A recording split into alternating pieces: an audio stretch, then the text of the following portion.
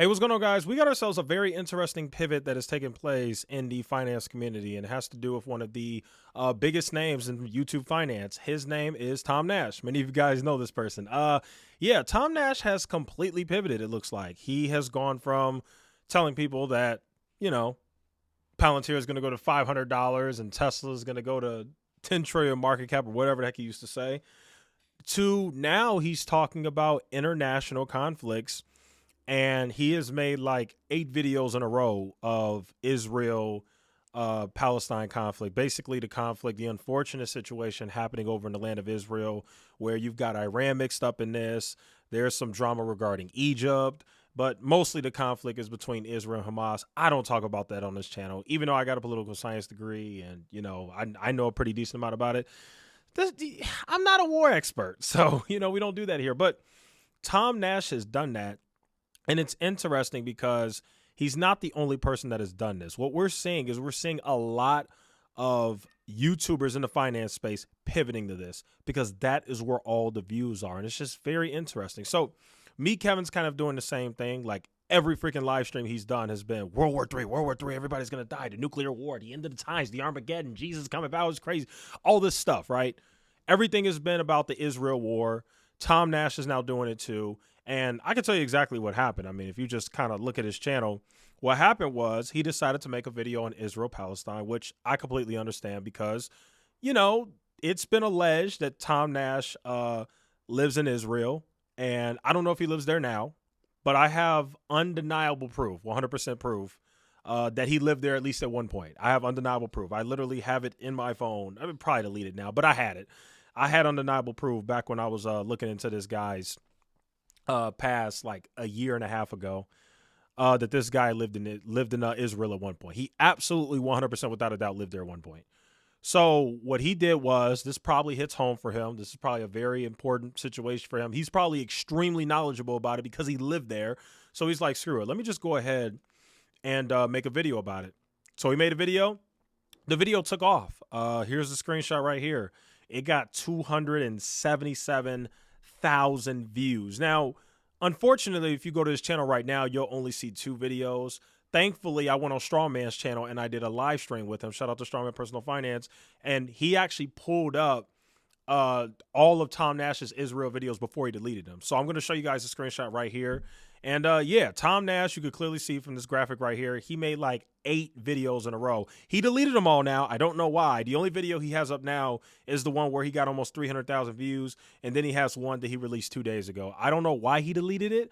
I guess Tom Nash is known for deleting his videos. Like, that's what he does. He deleted so many of his stock videos that were just aged really badly. You know, Wish stock, and I think there was a penny stock called Check he deleted, and I don't remember what else, but he deletes his videos. That's his thing. I don't know why he did it. But anyway, main point I want to say is, and the reason why I'm making this video, I actually think it would be great for the finance community if all these finance guys just pivoted to Israel, Palestine. Go ahead. Go right ahead.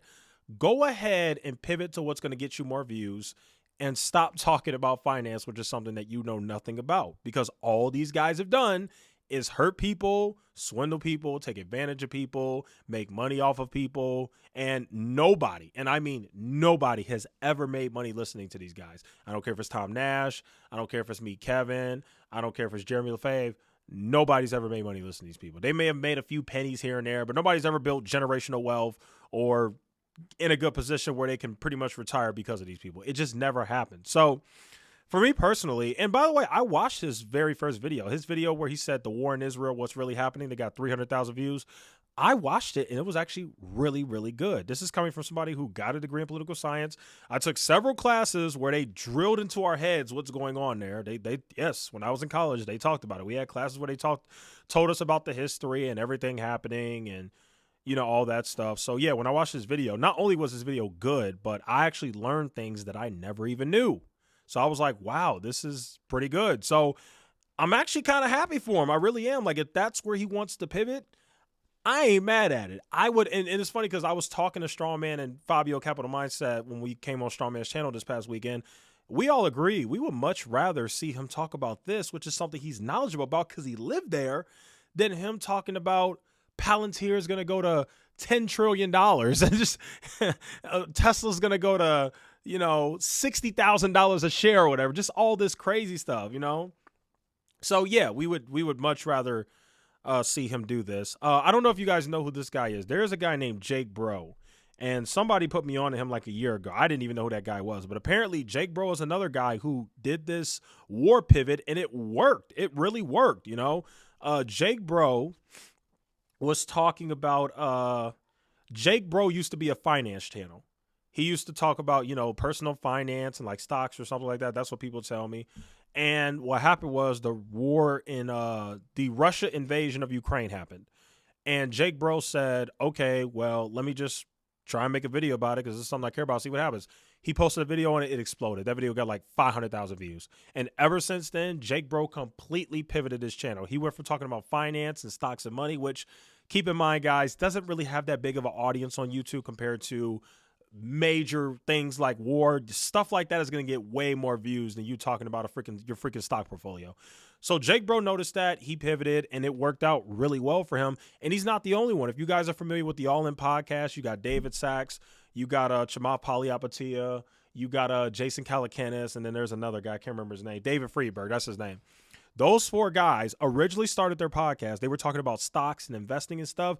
They pivoted to where they started talking about world events and war and stuff like that. And now their podcast, I would argue, isn't even really known for finance anymore. I mean, these are a bunch of like venture capitalists and angel investor guys. They originally started off their podcast talking about that stuff, and now they're not even known for it anymore. They're actually known for their political takes. I'm not joking. Go on any of their Twitters. Go on Jason Calacanis. Go on Chamath Palihapitiya. Go on David Sachs. They are talking more about politics and war and geopolitical issues than they are about investing because there's a bigger audience for it. So what we're currently seeing is we're seeing a bunch of finance people completely pivoting to talking about war because that's where views are.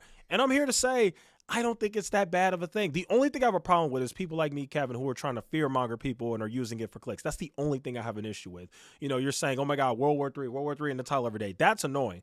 But I don't have a problem with somebody like Tom Nash, who literally lived in Israel, might live there now. I don't know. I don't think he does, but he definitely lived there at one point. I have zero problem with Tom Nash doing this, considering he literally lived there. He understands this issue very well. So if he wants to pivot there, I'm all for it. I think it's a great idea. Matter of fact, I would love to watch your coverage on the Israel-Palestine thing, Tom Nash, because I think that your coverage is very unbiased. You're not taking sides. You're being pretty fair. I like it. That's the pivot you want to do. You go right ahead, man. I support it 100%. So, yeah, that's really all I want to say.